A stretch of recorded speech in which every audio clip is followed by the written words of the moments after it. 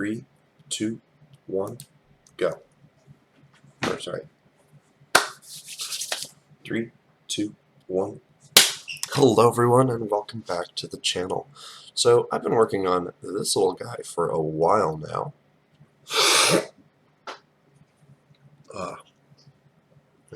Nope. 3, 2, 1. Hello everyone, it's me Evan and welcome back to the channel. So today I'm here to show off my newest jet, the Horten 229 here. I spent quite a bit of time on this and I think it looks quite nice. The cockpit's a little simple, but I wanted to keep it relatively low brick. 700 bricks flat. Let's take off here. The engine input is X.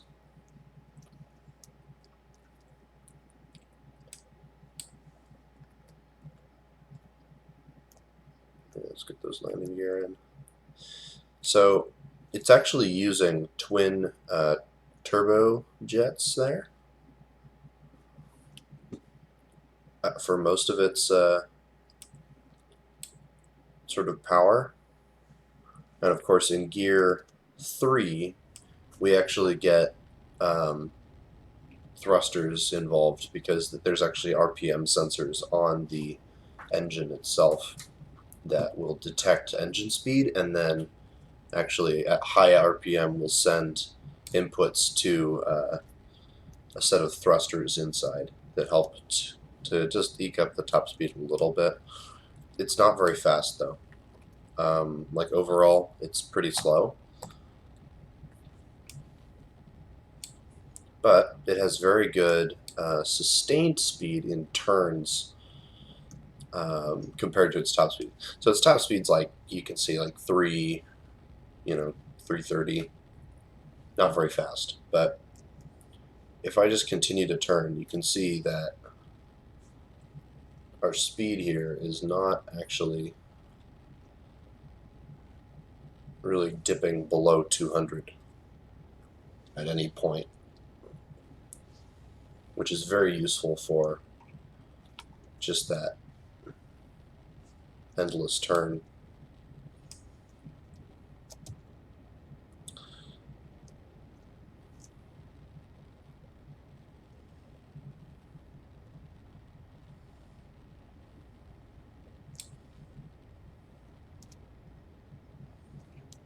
Yeah, see, she's quite the beautiful bird. Yeah, she's got two sort of slow firing 30mm cannons, and you can see that there. With the way these air brakes work, at high speed, or at least near the max speed, you actually have super good nose authority. Like, you can just aim with your mouse, and it usually works just fine, which makes it quite good for attacking certain ground units. Now, if it's an AA, it'll probably give you some trouble, and you might be better off with a normal jet.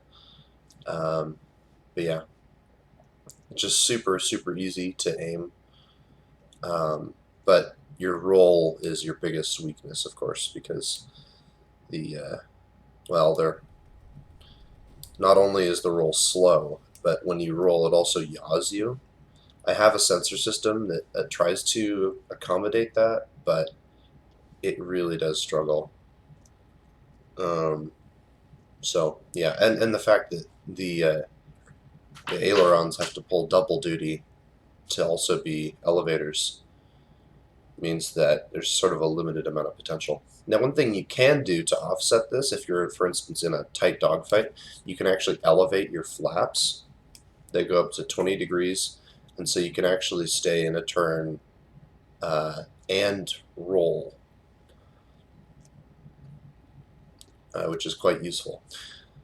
So, yeah, and then, of course, the flaps also, I should note, go all the way down to their furthest position, where they cause quite a bit of drag.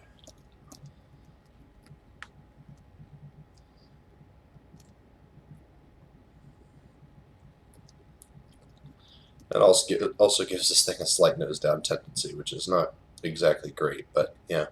You can see the landing gear here is nice and good. It folds up very clean. What else? We've got RPM gauges here in the cockpit. So if I throttle down a little bit, and this is the true RPM coming from the engines themselves, not the motor. So yeah, there we go. 100%, or like 100 on the dial, is about I believe it's around 30,000 RPM. But yeah, I'm using an electric motor because it sounds more like a jet engine. So there's that. Throttle all the way down. You can see that the thrusters are only on in second and third gear, as the engine RPM is just too small to actually do it before that. But let's take this thing in for a landing, and then this will wrap it up. It's a pretty simple vehicle. You have W and S, or sorry, A and D are your roll. You can use W and S for pitch, as well as mouse up and down. Your yaw is mouse left and mouse right, but it's also controlled partially by a sensor system. So for instance, if I yaw a lot, you can see how on the opposite side it kind of pushes out that little bit. It's because there's an automatic yaw control system that sort of limits how much yaw the aircraft does just randomly.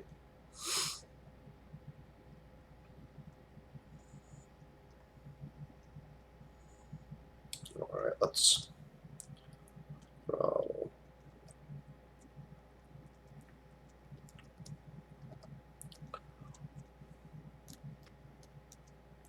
get our flaps out, or not our flaps out, but our, there we are.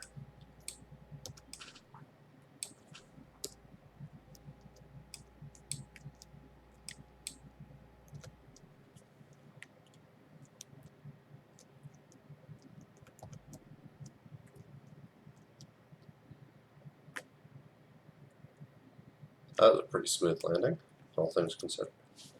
But yeah, so that's our thing, and she's a beautiful bird. She's a little hard to fly, especially in a proper dogfight, but if you figure out how to get her working, then you can get some serious stuff done.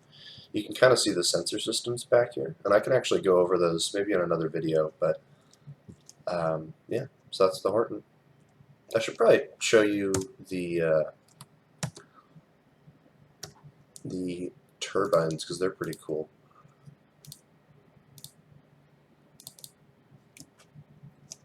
So if we hide these parts here and then grab everything of that color, because I have them color separated, you can see we've got our turbines here.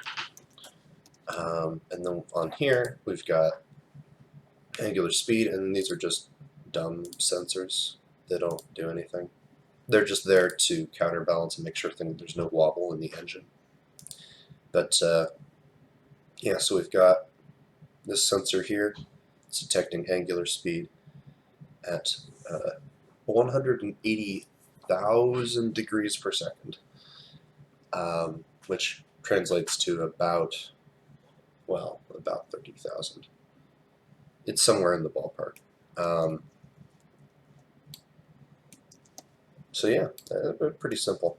One of the nice things that I decided to do is I actually have two axles, but they're offset from each other. They're upside down.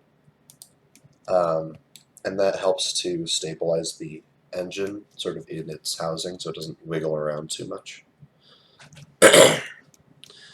And you can see the brick count 700. And the aerodynamic profile on this thing is kind of funny. So on the top wing, it doesn't look too crazy. But if you go down here, it's like all aerodynamics. So yeah, that's kind of why it's one of the reasons why it's so slow. But also just because I'm using the turbines, which kind of limit the speed. But it's because I'm using the turbines and I'm using the electric motor. And with both of those in combination, it just does not go very fast. But you can keep that, you know, the speed in a turn is easily sustainable. And so you don't have to worry about running out of energy like you do in a lot of other jet fighters. So I think that'll be all. And I hope you guys have a good day. See ya.